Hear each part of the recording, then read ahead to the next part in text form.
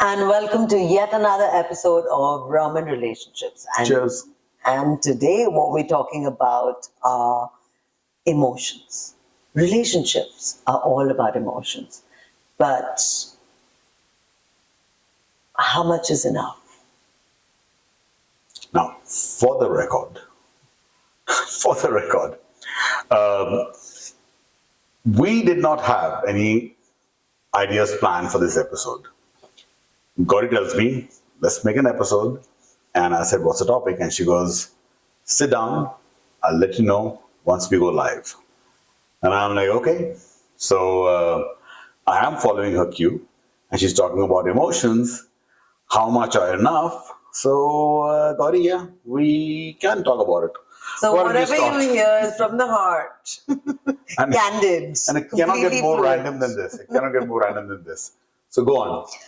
So, Rohit, what I feel is very important because we all, obviously, beings, human beings with emotions. Now, when we're in a relationship, I feel there are many a time that I felt that emotions consume a lot of you. And what I think I have tried to do with myself, and I still am doing, is how do you not allow emotions to take control of you? And why I think this is an important topic, because I think I don't want to sound rude when I say we waste a lot of time on emotions, but unfortunately, it's the truth, and I have. And I'm talking out of experience because how much is enough? And I think it's a similar thing to as to how much money is enough, how much emotion is enough. As random as the topic it is, but I think it's very, very relevant, and that's why I picked this up. So, over to you. You just dropped a bomb on me. Okay. So what I think is that when it comes to emotions, there are two types of emotions. Ones that enter our lives from external sources. We did not invite them, but things happened, circumstances happened, and they were there at our doorstep. The other ones are the ones that we inflict on ourselves. And I'm kind of being careful with my words here. When I say that we inflict, that's referring to the negative ones. And by the same corollary, I mean, if you say that if you're inflicting emotions on one side, we're also blessing ourselves with the emotions that are positive. So emotions come in a whole range of flavors. It's like a Baskin Robbins inside your heart. So which ones are you talking about specifically? See, emotions, I think, work. It's a drive. Positive emotions, and I think that's why happiness is addictive. Is positive. Why is it addictive? Happiness is addictive. If I had to choose between happiness as an addiction and sorrow as an addiction, why wouldn't I choose happiness? That's the point. You would always choose happiness. Right. But happiness and sorrow somewhere are equal. They The are two emo- sides of the same coin, by the way. Two sides of the same It's like coin. light and dark. Exactly. It's like Exactly. light That's and what I was dark. trying to say. Yeah. Right? So when you have that, so when you get addicted to, I should always be happy. In a relationship, Oh, that's I would. unreasonable. But that's what the expectation is. That I should always be happy. The other person should always understand me. There should be no negativity in the relationship. Things should go as per plan. The other person cannot have another point of view as long as it's not interfering with Mine. my plan, which obviously is interrelated to my emotion. Okay, so I think because none of us were prepared for this, Yes. I think what you're talking about is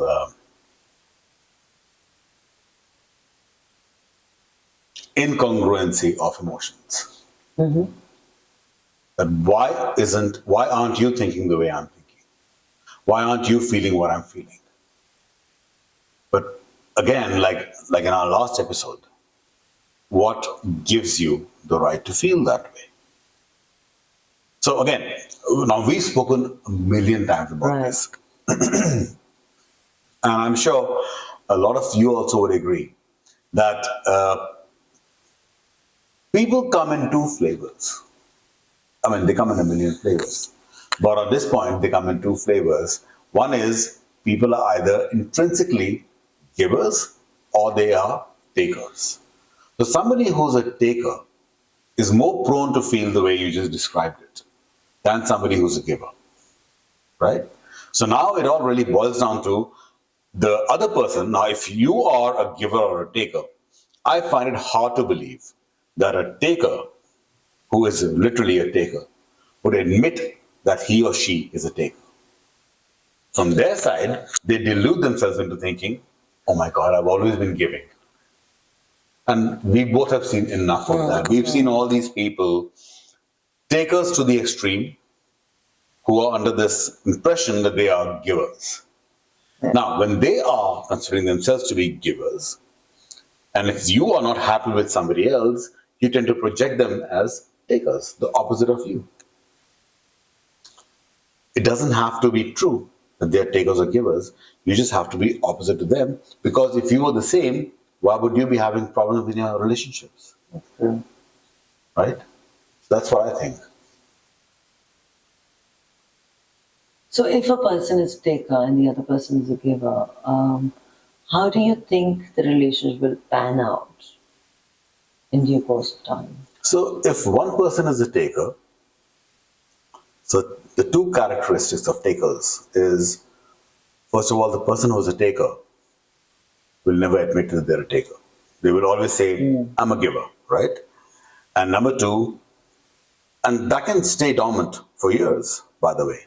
But the moment the taker runs into a problem in the relationship, now, again, as per the habit of the taker, true to the nature, they will look for people to blame. Things or people to blame for things going south, including their partners. Right? They might blame the financial circumstances, they might blame luck, destiny, other person, they'll do whatever it is, but the finger will never come around and point at them. That's for sure. So if you're a taker and you believe you're a giver, and you are making life difficult, or rather blaming everything else, including the other person that you're with, up to the point that you even characterize them as takers. And Gauri, I was in a lot of singles groups in Toronto after my divorce when I moved downtown. And it's ridiculous, the things that I've heard from both men and women.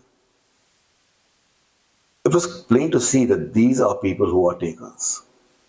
And the levels to which they portrayed themselves as the victims was shocking. But isn't that the easier way out? It is, but that is what I'm saying. That is the hallmark of a taker, right? Because they're takers. Right. वो उनकी फितरत में है. Right. And so when that happens, what does the person on the receiving end do? Now let's say if I'm married to a taker, and by now if I've lived for any length of time with them, say 5 years, 10 years, 20 years, 30 years, I know, and only I know how the marriage has gone on so far. And I do want the marriage to continue. What are my options? And I'll be honest, there aren't too many. But then givers, being givers, tend to compromise first. So if I was a giver, married to a taker, now the question is, what are my options? And if I was to be clear, and I'm the pragmatic kind of a guy, one option is to draw your boundaries. I mean, I have seen, and you have seen too, so many people who are in marriages that are really going nowhere. The only thing that's moving in their life is time. That's it. Nothing else is moving in the right direction. Even time isn't, if you look at it. Yeah. So they get stuck in these marriages, and they're like, okay, morning we get up, we get ready, we go to work, we come back home, we feed the kids, we sleep. And that is it. But the point is, if you really want any kind of a freedom in your life, you have to draw boundaries. Boundaries does not mean that if you cross this boundary, the relationship is over. There might be some that call for that. I agree. But the boundaries need to be set through a verbal communication that, look, this is acceptable, this is not acceptable. And I know at that point in time, the taker will hear you or will not hear you. Frankly, it doesn't matter. But they have been put on notice. It's a bit like the court serving an order, the divorce papers. Whether you like it or not, accept it or not, the papers are at your doorstep. That's the verbal communication you have. You are literally giving them orders, court orders, but you're delivering them through your words. And say, look, this is not going to happen. But when you do that, you've got to make sure that you are very clear on what comes next. And givers are, I think, they have a weakness. They tend to make statements that they cannot stand by. So what do you mean by that? They'll say, you know what, if this thing happens, I'm going out of the house. I'm done. Because they're tired. They're tired, right? Now, let's say you are the giver, I'm the taker. You are sick and tired of my bullshit. At some point, you say, Rohit, it's not going to work out. I'm done. If this thing continues, it's over. I'm like, okay. And I do it again. But I'm still in your life 2 months later. And then it happens again. And I'm still in your life 2 months later. And again, and again. And then after that, I, as a taker, know that all these are empty threats. So these boundaries that you've drawn simply are in your mind. They don't extend to the real world. So make up your mind. If you're a giver and you're dealing with a taker, set your boundaries, the ones that you can enforce. If you can't, then that is the time when your finger should finally roll around and point at you. Because at that time, it's not the taker's fault anymore. It's not. And I'm being brutally honest out here. Absolutely. You know? That's your point, yeah. If you are in that position right now, it's because you are weak. Yeah. The taker is not strong, by the way. There's a distinction out there. The taker is not strong. You are the weak point. So think long and hard. Decide on things that you can actually implement. If you're saying, I'm going to walk out, better have a plan. If you have kids, are you taking the kids with you? Where are you going to go? Where are you going to stay? How are you going to do it? After all that, then set boundaries. Because those are enforceable boundaries. Don't give empty threats. Basically. Don't give empty threats. Don't just give way to your emotions. Emotions are a dime a dozen. They're cheap. We all feel emotions every day. No, They don't have any I value. also think of everything that I Does feel. that answer your question? Absolutely. And, the other thing that is, if everything that I feel is being told to you, or everything that you feel is being told to me, there's an overload of information. Yeah. Somewhere you need to understand where you need to filter what you're saying to the other person. And I would put boundaries there as well, because not everything's important. Not Yeah. everything. Oh my God. Thank you for saying that. Not everything's Oh important. my God. Yeah. I cannot agree with you more. I'll tell you why. Because when you are going through a bad period, clearly your partner, who's supposed to be your support, is not available at that point in time. Right? In fact, that your partner is the problem. Yeah. That's where the threat is coming from, Right. which is ridiculous. Absolutely. But it happens to a lot of people on a day-to-day basis. That's fine. But if the person who's supposed to be with you as your support is the one attacking you, the dynamics of how you find security change. Sure.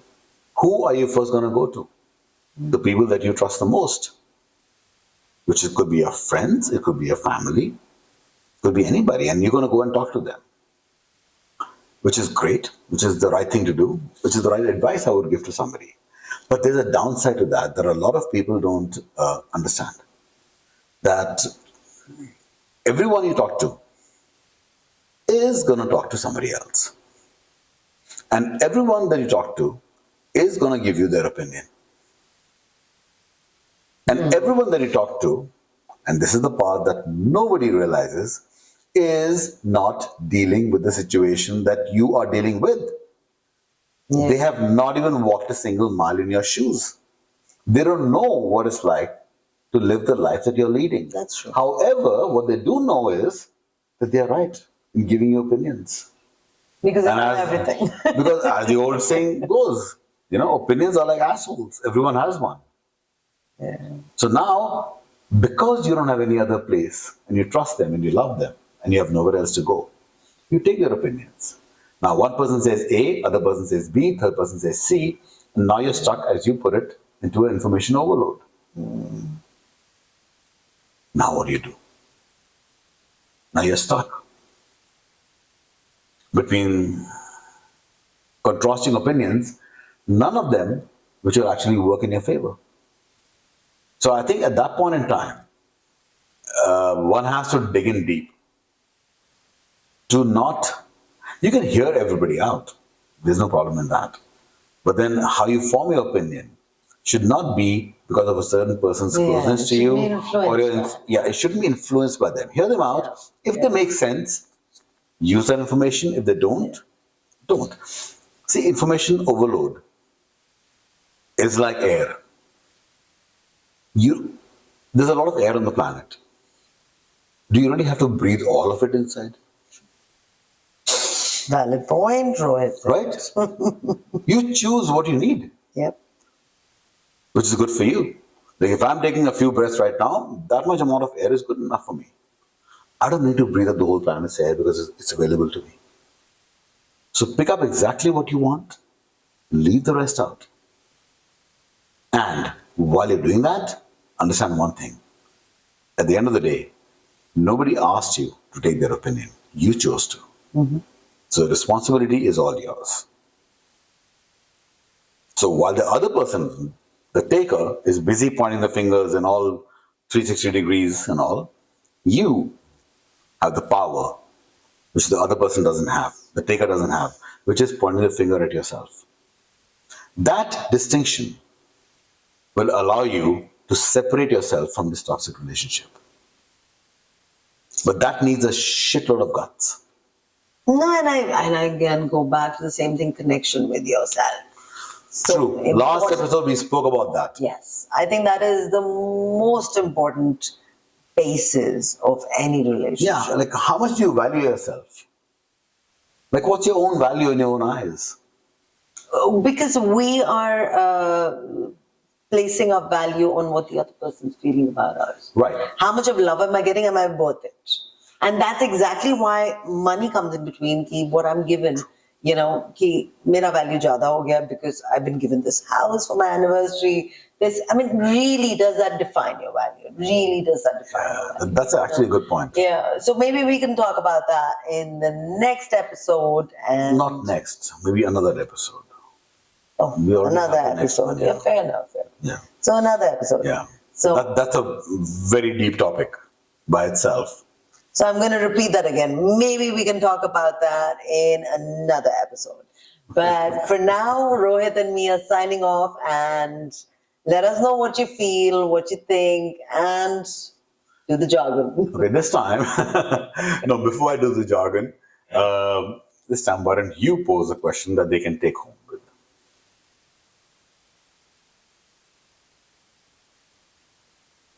Hang on, I have one. Can I? If you, Yeah, go on. unless you want to. No, go ahead. I'm still thinking, so please go ahead. Honestly and honestly, ask yourself, are you a taker or a giver? Now, if there are 10 of you who are watching this and hearing my question, and if 9 of you say I'm a giver, I'll tell you one thing. 4 of you are lying. Right? Because it's yin and yang. Half are takers, half are givers. Be honest. You want to believe that you're a giver? By all means, go ahead. But please know it for yourself. I'm not asking you to take out a front page ad in the Hindustan Times saying, I'm a taker. Just know it on the inside. Once you know that you're a taker, then the next question is my partner a taker or a giver? So I'm basically bringing it down to one thing. You take a finger, preferably use this one and not the other one, and wave it around and say who's the taker and who's the giver. And see which finger points at you. A bit of honesty out here would go a long way. Not to anybody else. It doesn't matter to anybody else whether you're a taker or a giver, other than the person that you have the deepest relationships with. But if you want a better life for yourself, that finger first, whether you're a taker or a giver, needs to point at you. It's, I think, the best thing that you can do for yourself. As a starting point to make better relationships. Even if you're a giver, the finger points at you. If you're a taker, the finger points at you. That, in my view, is the way you move forward with creating better relationships, stronger ones, and the ones that actually have a meaning that will last you. On that note, we come to the end of the episode. And once again, we'll see you next week. So for me, Rohit, And Gauri, it's a good night and sleep tight. and see you soon. Bye. Bye-bye.